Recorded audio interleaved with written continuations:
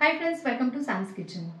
Friends, आज आपण share करत आहोत मील प्रिपरेशन पार्ट 2 चा व्हिडिओ. त्यात आपण करणार आहोत गाजराची प्युरी आणि बीटाची प्युरी. आता ह्या प्युरीपासून ना बरेच अनेक पदार्थ तुम्ही करू शकता. तुम्ही जर पार्ट 1 चा जर व्हिडिओ बघितला नसेल तर नक्की बघा. त्यात आपण टोमॅटो आणि पालकाची प्युरी याची रेसिपी शेअर केलेली आहे. त्याची लिंक मी डिस्क्रिप्शन मध्ये देते, नक्की चेक करा तुम्ही.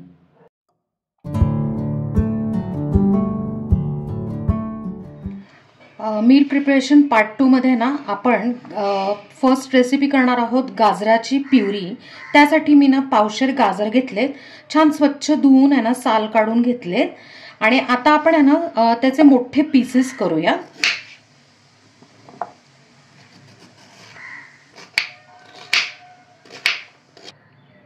गाजराचे तुकडे करून झालेले आहेत आणि कुकरचं एक भांडं आहे त्याच्यात मी काढून घेतलंय.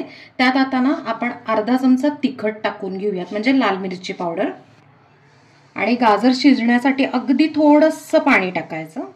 बीटाची प्युरी करण्यासाठी आपल्याला 2 बीट म्हणजे पावशेर बीट लागणार आहे. मी स्वच्छ धुवून आहे ना त्याचा साल काढून घेतलेला आहे.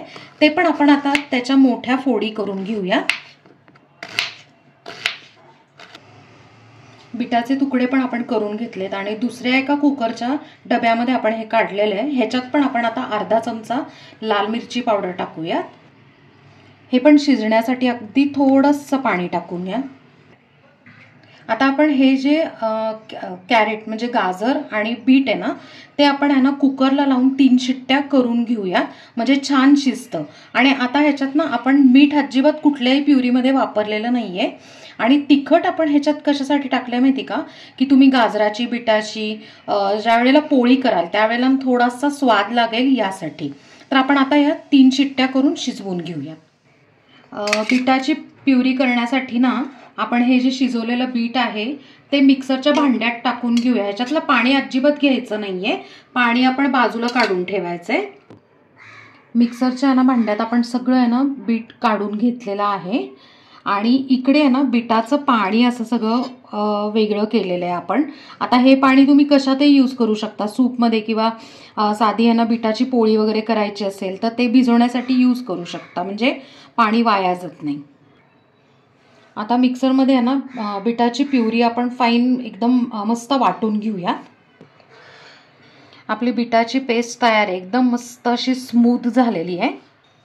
आता बिटाची पेस्ट आपण ना एका बाउलमध्ये काढून घेतलेली आहे. त्यात आता 1 चमचा आपण तेल टाकायचंय, 1 चमचा कुकिंग व्हिनेगर. आता आपण छानपैकी मिक्स करून घेऊया. पेस्टमध्ये ना दोन्ही मिक्स करून झालं की काचेची बॉटल घ्यायची आणि त्याच्यात आपण ही सगळी पेस्ट भरून घेऊया. आपण जे व्हिनेगर आणि तेल त्यात घातलेलं आहे ना ते ह्याच्यासाठी की आपली पेस्ट आपण आहे ना छानपैकी टिकते.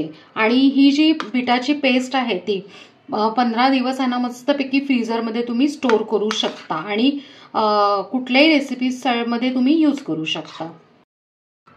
गाजराच्या प्युरीसाठी आपण जे गाजर उकडलेले होते ते आपण आता गार करून घेतलेत आणि ते सगळे मिक्सरमध्ये काढूया.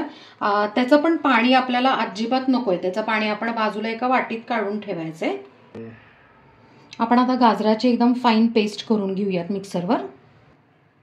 गाजराची पण प्युरी आपण मस्तपैकी ना बारीक करून घेतलेली, एकदम स्मूथ पेस्ट झालेली आहे. गाजराची प्युरी आपण ना एका बाउलमध्ये काढलेली आहे. त्यात आता 1 चमचा तेल टाकून घेऊया, 1 चमचा कुकिंग व्हिनेगर आणि छानपैकी मिक्स करून घेऊया. आता एक काचेची बॉटल घेतली आहे, त्यात पण आपण कॅरेट प्युरी गाजराची प्युरी भरून घेऊया.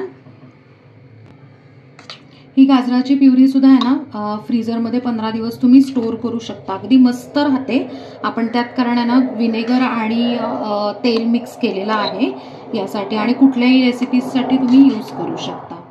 फ्रेंड्स, मील प्रिपरेशनचे आपले पार्ट 2 चे 2 रेसिपीज आपले तयार आहे.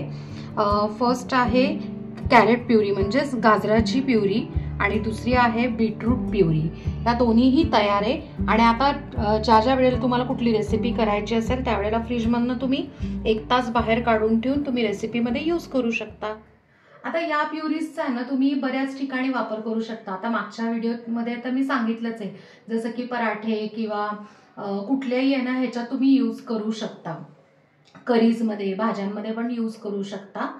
आणि अजून आपण जे डोसा बॅटर किंवा इडली बॅटर किंवा अगदी आहे ना पास्ता वगैरे करतो, त्याला एक बेस म्हणून आहे ना नक्कीच आहे ना या प्युरीज तुम्ही यूज करू शकता.